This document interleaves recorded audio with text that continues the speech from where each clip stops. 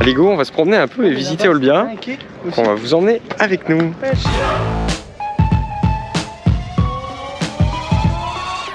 Premier arrêt, c'est le musée archéologique d'Olbia. J'ai l'impression d'être en boîte de nuit quand vous n'êtes pas bien habillé, que vous faites refoule. On s'est fait refoule parce qu'il est trop tard. Il est quelle heure, 18h30?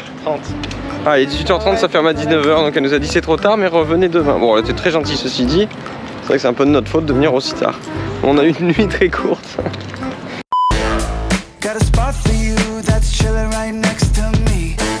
Alors c'est marrant parce que le parc contraste vraiment avec là où on est. Bon, nous on est un peu sur un ancien quai de ferry, sur un parking. Bon, c'est gratuit, on va pas se plaindre, hein. Mais c'est vrai que dès qu'on sort de ce parking, on est dans une ville assez charmante avec un joli petit parc vert. C'est très sympa. Ça y est, on est à l'office du tourisme. On va demander ce qu'on peut faire à Olbia. Eh ben, on a eu un gros prospectus pour savoir ce qu'on peut faire.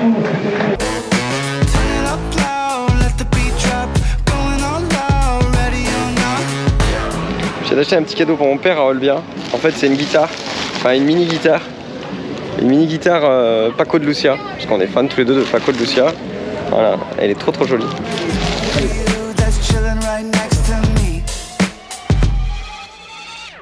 Bon, on s'est fait un changement de programme parce qu'en fait, on devait visiter la ville, mais il est déjà 18h30.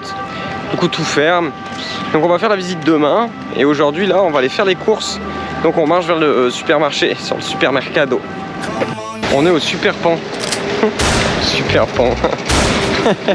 C'est con comme nom. Enfin, en français, ça fait con, Super Pan.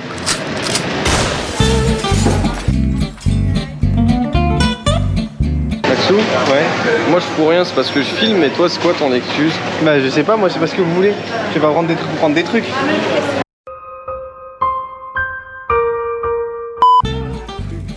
Bon, ils sont en train de remplir le chariot là. Moi je filme, donc je fais rien. En même temps j'ai horreur de faire des courses, je vais pas vous mentir. Ça me saoule de faire ça. La société de consommation, on a fait le même Quand même, hein. Et plouf dans l'eau. Ça serait très drôle.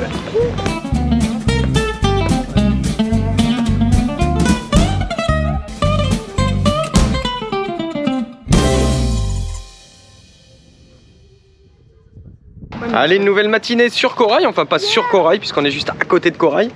On le laisse là, tranquille au port. Pour l'instant, nous on va faire une petite visite. Olbia est une ville très agréable. Le corso Umberto, que l'on traverse actuellement, offre de nombreux commerces, restaurants, dans une ambiance festive et très sympa. Mais Olbia, c'est aussi une ville chargée d'histoire. Habitée durant la préhistoire, la ville passa ensuite aux mains des Phéniciens, des Grecs, puis des Carthaginois. Et c'est pour explorer cette histoire que nous nous aventurons dans les ruelles de cette cité. Notre première étape sera la basilique San Simplicio. Une remarquable basilique de style roman datant du XIe siècle. Ça y est, on est devant la basilique San Simplicio. La nécropole doit pas être très loin, mais je crois pas qu'elle est dans l'église. Mais elle doit pas être très loin, on va la chercher. Alors on est à la recherche de la nécropole, mais là on est dans le parking. On sait pas trop si c'est ça. Ah bah c'est là. Bien à l'intérieur, c'est parti. Les fouilles archéologiques que l'on a devant les yeux nous présentent 2000 ans d'histoire, des Phéniciens au Moyen-Âge. De nombreux objets et plus de 450 tombes ont été découvertes. Cette nécropole, située sous la basilique San Simplicio, est un des monuments religieux les plus importants et les plus anciens du nord-est de la Sardaigne. Il est aussi un témoignage émouvant de la diffusion du christianisme sur toute l'île. Vous savez que j'aime être en mer pour être confronté aux éléments naturels qui nous dépassent. Mais force est de constater que cette immersion dans l'histoire me fait le même effet. Nous avons généralement du mal à imaginer l'infiniment grand, mais dans ce lieu, on arrive presque à voir l'écoulement du temps et à quel point il est infini. On ressort de la nécropole, c'est une sensation assez bizarre quoi. Savoir qu'en fait à 2 pas d'ici, il y a plein de tombes en fait juste sous nos pieds.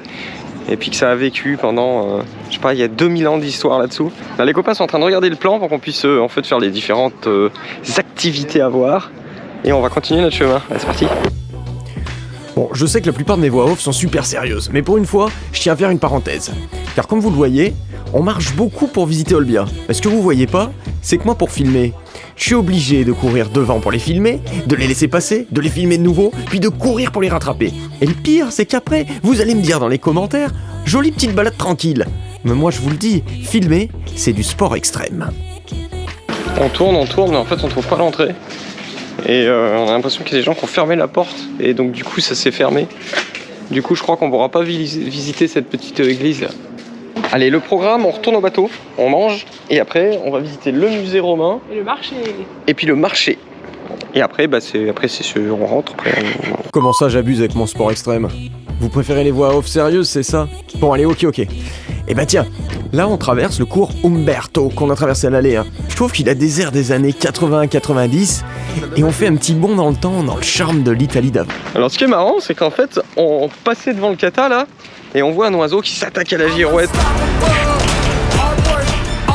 Donc il tapait la girouette, il essayait de la tordre. Et puis bon, ça m'embêtait, donc du coup je vois une dame et je lui dis excusez-moi, elle me dit oui. Je lui dis voilà, en fait vous avez un oiseau qui attaque la girouette, j'ai peur qu'il vous la torde. Donc il a pris la drisse, il a tapé sur la drisse, l'oiseau s'est envolé, puis on commence à discuter. Du coup je lui demande un peu comment elle est kata, et après ils nous ont invités à bord, on se dit bah rentrez, on a vu l'intérieur d'un lagoon 380. Ah, sympa. Et j'avoue que c'est très très sympa, quoi. C'est grand, il y a de l'espace. Je suis assez convaincu par l'habitabilité. Après faudrait voir en mer, mais en tout cas l'habitabilité est extraordinaire. Bon, on a bien fait de rentrer, il se met à grave pleuvoir. Et on a bien fait de se foutre au port parce que là on est sous l'orage. Et l'orage c'est jamais terrible. Malheureusement en Sardaigne je pense qu'on va se taper pas mal de pluie et de nuages pour les semaines à venir là. Ça y est, on vient de manger, moi j'ai fait mon montage, je viens de finir le montage. Et donc là on va aller visiter le petit musée, même gros musée en fait, archéologique, où il y a pas mal apparemment de bateaux romains, on va voir ça. Cette fois, c'est la bonne, on va visiter le musée. Donc là, on est dans une salle, en fait, dans les années 450, il y a eu une grosse attaque d'Olbia. Et donc là, c'est les épaves, finalement, ils ont retrouvé les épaves des bateaux. Imaginez-vous à cette époque, au port d'Olbia. Tout d'un coup, vous apercevez puis une multitude de voiles. Ce sont les Vandales, un peuple germanique qui vient attaquer l'île de Sardaigne sous domination romaine. Lorsqu'ils arriveront, ils détruiront et couleront les bateaux dans le port. Alors là, ce que vous voyez derrière moi, en fait, c'est le gouvernail des gros bateaux de commerce, finalement, qui naviguaient à l'époque vers Olbia. Et donc en 450, quand il y a eu l'attaque des Vandales, ils ont détruit ces bateaux. Et à Olbia, ils sont arrivés à retrouver, donc, sur ma droite et sur ma gauche, on a les coques, les parties de coques de bateaux. Alors les bateaux faisaient à peu près 30 mètres, donc on ne voit pas tout là. Et en fait, ce qu'on voit là-bas, c'est finalement les mâts de ces grands bateaux. Imaginez ce bois, l'histoire qu'il a derrière lui, c'est incroyable. Et évidemment, c'est des pièces totalement uniques qui sont à Olbia. Et dans les autres musées, on n'a aucun autre bois en fait qui date de ça. Alors derrière nous, il y a une reconstruction en fait de la ville d'Olbia quand le port était à sa pleine apogée. On voit donc ici Olbia dans les années 450, juste avant l'attaque des Vandales. Et on peut admirer l'architecture de l'époque où l'on sent les influences gréco-romaines, notamment dans les colonnades. Et c'est très bizarre parce qu'en fait la tour qu'on voit là-bas, c'est l'actuel musée. Donc les outils qu'il y a dans cette vitrine, c'est des outils qui datent de 800 avant Jésus-Christ, donc bien avant l'histoire des guerres et de Vandales. Donc il y a des faux, il y a des poignards. En bas, on voit des meuleuses à grains. Voilà. Et apparemment, tous ces outils ils sont assez rares pour l'histoire d'Olbia parce que ça avait beaucoup disparu. Donc quand ils ont fait leurs recherches archéologiques, c'était très difficile de retrouver des traces en fait de cette époque. Donc ce qu'il y a juste derrière nous dans cette vitrine, c'est pareil, ça date de l'époque de 800, 1000, voire 1500 avant Jésus-Christ. Donc ça remonte quand même beaucoup. Et en fait, ça, ce qu'on voit là, c'est des lingots d'or. Et en bas, exceptionnel, c'est une encre. Voilà, une encre préhistorique. Donc ils avaient fait ça avec un gros morceau de pierre, ils mettaient 2 bouts de bois dedans. Ce matin, vous vous souvenez, on a visité la nécropole et il y avait plein d'amphores. En fait, c'est des amphores funéraires.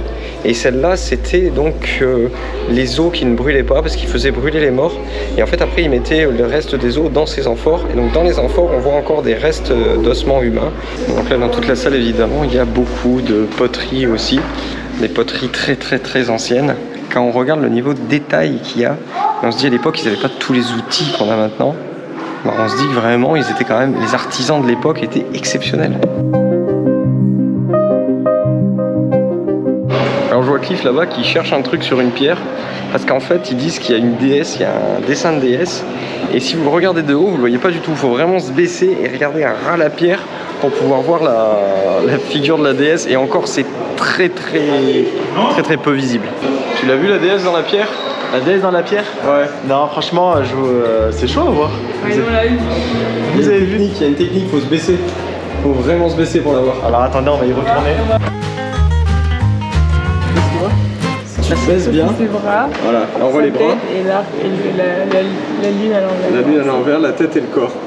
Ah, et voilà. la robe, les bras. La tête. La tête, c'est l'effigie d'une déesse. On monte à une terrasse panoramique, putain c'est haut, il faut franchir plein d'escaliers. C'est très dur là.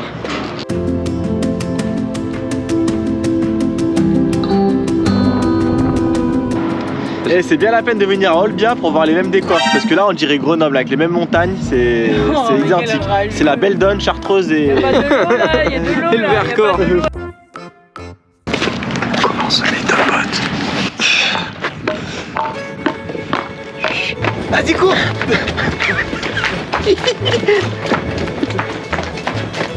Alors attends, c'est pas ce que tu crois encore une fois. Aïe, ah, mais écoute, mais pourquoi lui il est pas frappé? J'ai toujours mal. Oui, non, oh, faux frère. ça me Il semble t'a normal. balance, hein, c'est tout.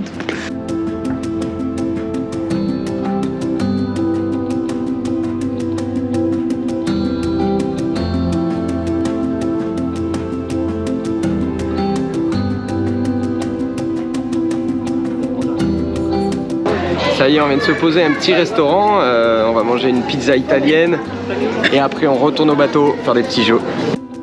On espère que la vidéo vous a plu. N'hésitez pas à laisser un gros pouce bleu et à vous abonner pour n'en rater aucune autre. Et si vous voulez apprendre à naviguer et à faire du voilier, on a créé une super formation en ligne, des guides et tout récemment un coaching 100% personnalisé. Alors rendez-vous sur notre site internet www.voiliercorail.com. C'est l'escalade quand même. Il y a pas longtemps, elle m'a frappé avec un bâton. Non. Et là, elle m'a envoyé sa claquette quand même. Non, je t'ai touché comme ça. C'est l'escalade. Allez, Mini claquette. on va au marché là. Mini claquette. Elle a des tout petits pieds en fait. Ils sont normaux.